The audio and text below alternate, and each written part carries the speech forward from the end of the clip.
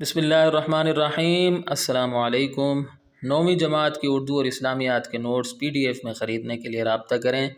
WhatsApp और mobile number 0321 22 80 942।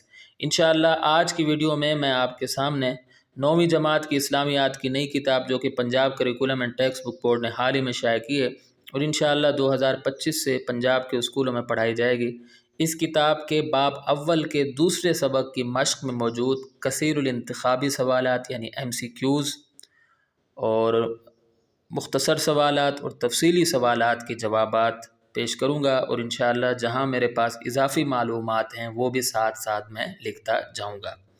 तो आइए वीडियो शुरू करते हैं। अगर आप मेरी साबका वीडियोज़ जो मैंने इस किताब के बारे में बनाई हैं देखना चाहते हैं तो इस वीडियो की डिस्क्रिप्शन में मौजूद लिंक को विज़िट करें।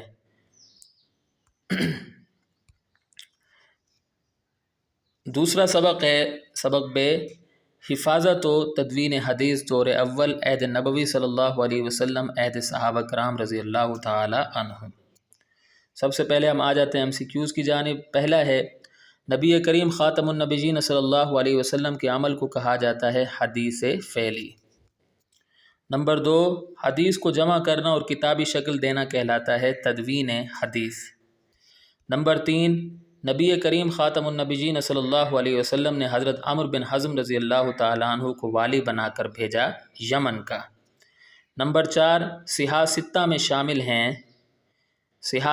शामिल हैं 6 किताबें। नंबर 5, हज़रत उमर बिन अब्दुल अज़ीज़ रहमतुल्लाह अलैह ने सरकारी सतह पर इंतज़ाम फरमाया अहादीस की जमा व तदवीन का। उसके बाद हम आते हैं मुख्तसर सवालात की जानिब। तो पहला है हदीस के माना व मफ़हूम बयान करें। जवाब सबसे पहले आप हेडिंग लगा लें, हेडिंग लगाएंगे तो अच्छे नंबर मिलेंगे इंशाअल्लाह। हदीस के माना व मफ़हूम, नबी करीम ख़ातमुन नबीयीन सल्लल्लाहु अलैहि वसल्लम के फ़रमान, अमल और तकरीर को हदीस कहा जाता है। आप ख़ातमुन नबीयीन सल्लल्लाहु अलैहि वसल्लम के फ़रमान को हदीस क़ौली कहा जाता है। प्यारे पैगम्बर ख़ातमुन नबीयीन सल्लल्लाहु अलैहि वसल्लम के अमल को हदीस फ़ेली कहा जाता है। आपके सामने किसी सहाबी ने कोई काम किया हो और रसूलुल्लाह ख़ातमुन नबीयीन सल्लल्लाहु अलैहि वसल्लम ने खामोशी इख्तियार की हो, इसको हदीस तकरीरी कहा जाता है। ठीक है, तो ये पहले सवाल का जवाब आ गया। उसके बाद दूसरा है दौर नबवी में हिफाजत हदीस के कोई से 2 ज़राए लिखें। जवाब सबसे पहले हेडिंग लगा लें, दौर नबवी में हिफाजत हदीस के 2 ज़राए।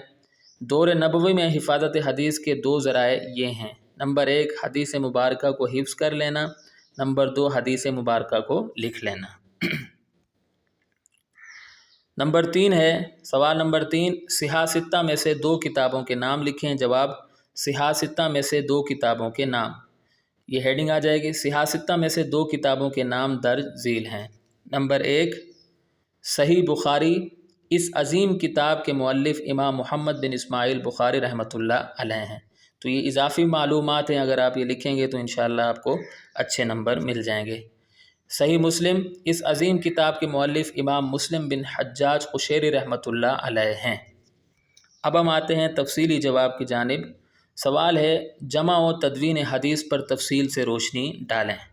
तो इसमें आप सेंटर में हेडिंग लगा लेंगे जमा व तदवीन हदीस और साइड में लिखेंगे ऐद रिसालत मआब सल्लल्लाहु अलैहि वसल्लम में जमा व तदवीन हदीस। जमा व तदवीन हदीस का काम आप ख़ातमुन नबीयीन सल्लल्लाहु अलैहि वसल्लम के दौर मुबारक में ही शुरू हो गया था। अक्सर सहाबा रज़ी अल्लाह ताला अन्हुम आप ख़ातमुन नबीयीन सल्लल्लाहु अलैहि वसल्लम के फ़रामीन को याद करते थे। कुछ सहाबा रज़ी अल्लाह ताला अन्हुम लिख भी लेते थे। अगरचे इब्तिदा में आप ख़ातमुन नबीयीन सल्लल्लाहु अलैहि वसल्लम ने हदीस लिखने से मना फरमाया था, लेकिन बाद में इजाज़त दे दी। हज़रत अब्दुल्ला बिन आमर रज़ी अल्लाह ताला अन्हुमा हदीसें लिखा करते थे। चंद लोगों ने उनको अहादीस लिखने से मना कर दिया तो उन्होंने लिखना छोड़ दिया। जब उन्होंने इस बात का ज़िक्र नबी करीम ख़ातमुन नबीयीन सल्लल्लाहु अलैहि वसल्लम से किया तो आप ख़ातमुन नबीयीन सल्लल्लाहु अलैहि वसल्लम ने इरशाद फरमाया, लिखा करो, कसम उस ज़ात की जिसके कब्ज़े में मेरी जान है, इस ज़बान से حق بات کے سوا کچھ نہیں نکلتا۔ سنن ابی داود حدیث نمبر 3646۔ ٹھیک ہے، تو یہ جو ابھی یہ پورا واقعہ ہے یہاں سے یہ شروع ہو رہا ہے، ٹھیک ہے، اور اس کے بعد ابو داود کی اس حدیث پر ختم ہو رہا ہے۔ تو یہ اضافی ہے، اگر آپ یہ لکھیں گے تو انشاءاللہ آپ کو اچھے نمبر مل جائیں گے۔ تو کوشش کریں کہ اضافی معلومات لکھیں۔ احادیث مبارکہ لکھنے پر آپ خاتم النبیین صلی اللہ علیہ وسلم حوصلہ افزائی فرماتے تھے۔ آپ خاتم النبیین صلی اللہ علیہ وسلم کے زمانے میں لکھے گئے چند احادیث مبارکہ کے نسخے درج ذیل ہیں۔ نمبر 1، صحیفہ صادقہ جو حضرت عبداللہ بن عمرو بن عاص رضی اللہ تعالی عنہما نے ترتیب دیا تھا۔ نمبر 2، کتاب الصدقہ جو عاملوں کو بھیجنے کے لیے آپ خاتم النبیین صلی اللہ علیہ وسلم نے خود تحریر کروایا لیکن بھیجنے سے پہلے وفات فرما گئے۔ یہ جامع ترمذی حدیث نمبر 621 میں یہ موجود ہے، ٹھیک ہے۔ اس کے بعد ہے صحیفہ عمرو بن حزم رضی اللہ تعالی عنہ جو نبی کریم خاتم النبیین صلی اللہ علیہ وسلم نے حضرت عمرو بن حزم رضی اللہ تعالی عنہ کو یمن کا والی بنا کر بھیجتے وقت تحریر کروایا تھا۔ تو یہ وہ نسخے ہیں جو آپ صلی اللہ علیہ وسلم کے زمانے میں بھی موجود تھے۔ اس کے بعد اگلی ہیڈنگ لگا لیں، حضرت عمر بن عبدالعزیز رحمۃ اللہ علیہ کے دور میں جمع و تدوین حدیث۔ صحابہ کرام رضی اللہ تعالی عنہم کے بعد جب اسلام دور دراز تک پھیل گیا تو کتابت حدیث کی اہمیت مزید بڑھ گئی۔ تابعین رحمۃ اللہ علیہم نے اس ضمن میں